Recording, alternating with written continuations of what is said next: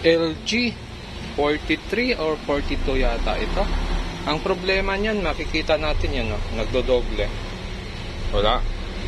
Magdodoble. Wala. Magdodoble. Yan. So yan yung sira nito. Kadalasan naging sakit ng LG. Panel issue. Buksan natin. Ito yung model 43 UU660H. Ito yung mainboard.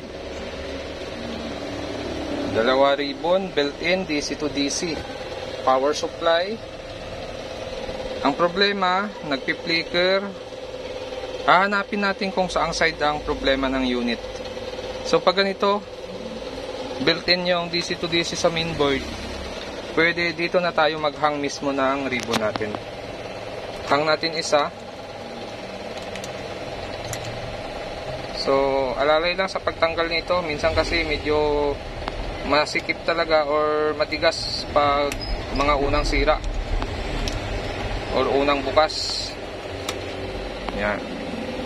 Tapos, testing natin ngayon. Titingnan natin kung saang side ang problema. At kung bago lang kayo sa aking channel, huwag kalimutan mag-subscribe. Ito. So, plain yung isang side. Yung isang side naman ay black lang. Walang pagbabago, walang kurap, walang flicker. Normal. Okay. Yan, normal. So, try natin. So, saang ribbon yung tinanggal natin? Ito. Itong ribbon yung tinanggal natin, yung nasa taas. Gagawin natin, hahanapin natin kung saan yung clock signal niyan. Pero bago yan, check muna natin.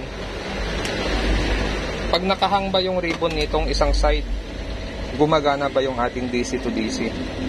Mamaya hindi, kaya blanco yung screen. Okay, check natin. Okay, may 15 tayo dito. Itong isa 28. Ibig sabihin, mayroon siyang DC to DC. Gumagana siya kahit nakahang yung isang side. Sunod natin gagawin dyan, hahanapin lang natin dito kung saan banda yung clock signal at yung ating swapping voltage. Yun ay iba-block natin. Titingnan natin kung mapapanormal natin yung display ng ating unit. Okay, so dito nakita natin yung swapping voltage saka yung clock signal natin. Ito yung clock signal natin. 2, 4, 6, 7, 8, 9, 10. Yeah. Tapos ito yung swapping voltage natin. Dalawa. Tapos itong dalawa naman ay negative 15 itong dalawa. So yung 10 na ito, maaring clock signal natin, kaya lang di naman tayo nagbubukas dito sa pinaka panel nito kung talagang 10 ba yung clock signal nito, kasi nasa loob pa siya. So tatakpan na lang natin.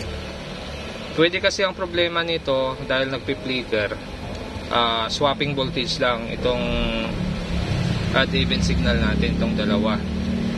So pwede ring sabay muna itong clock signal.